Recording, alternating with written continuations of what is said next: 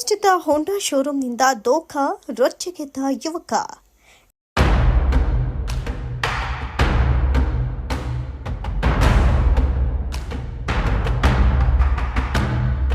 ಎಚ್ಚರ ಗ್ರಾಹಕರೇ, ಎಚ್ಚರ ಎಚ್ಚರ.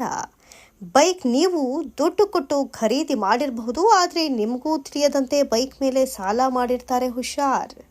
ಸುಮಾರು 20 ವರ್ಷಗಳ ಇತಿಹಾಸವುಳ್ಳ ಪ್ರತಿಷ್ಠಿತ ನಮ್ಮ ಹೋಂಡಾ ಶೋರೂಮ್ ದ್ವಿಚಕ್ರ ವಾಹನ ಖರೀದಿಸೋ ಮುನ್ನ ಹುಷಾರ್ ಗ್ರಾಹಕರೇ.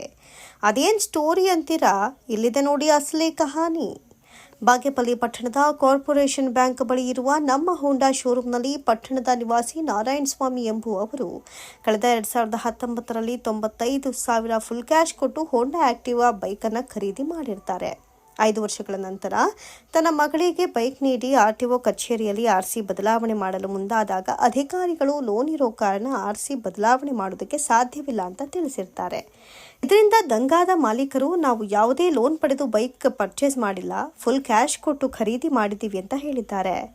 ಇಲ್ಲ, 67,445 ರೂಪಾಯಿ ನಾರಾಯಣ ಸ್ವಾಮಿ ಎಂಬುವವರು ಬೈಕ್ ಮೇಲೆ ಸಾಲ ಪಡೆದುಕೊಂಡಿದ್ದಾರೆ ಅಂತ ಶೋರೂಮ್ ಸಿಬ್ಬಂದಿ ನಮ್ಮ ಬಳಿ ದಾಖಲೆ ನೀಡಿದ್ದಾರೆ ಅಂತ ಆರ್ಟಿಒ ಅಧಿಕಾರಿಗಳು ತಿಳಿಸಿದಾಗ ಅಚ್ಚರಿಗೊಂಡು ಬೈಕ್ ಮಾಲೀಕ ನಾರಾಯಣ ಸ್ವಾಮಿ ಕೆಲಕಾಲ ನಿಬ್ಬೆರಗಾಗಿರ್ತಾರೆ. ಬಳಿಕ ಬಾಗೇಪಲ್ಲಿ ಪಟ್ಟಣದಲ್ಲಿರುವ ಹೋಂಡಾ ಶೋರೂಮ್ ಬಳಿ ಬಂದು ಪ್ರಶ್ನಿಸಿದಾಗ ಶೋರೂಮ್ ಮಾಲೀಕರು ತಬ್ಬಿಬ್ಬಾಗಿದ್ದಾರೆ.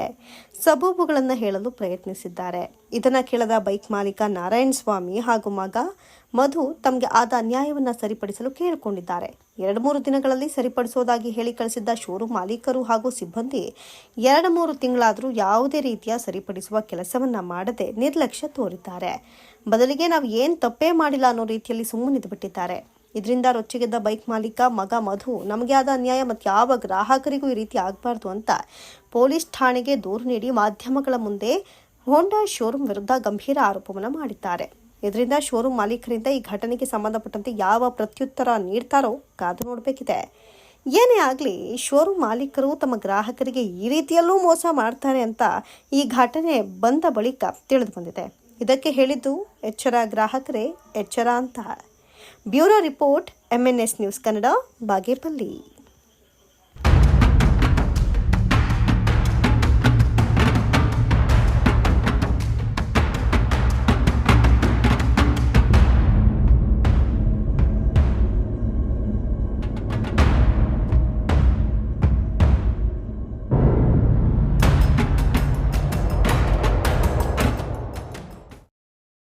ಮಹೇಶ್ ನಾಯ್ಡು ಅಂತ.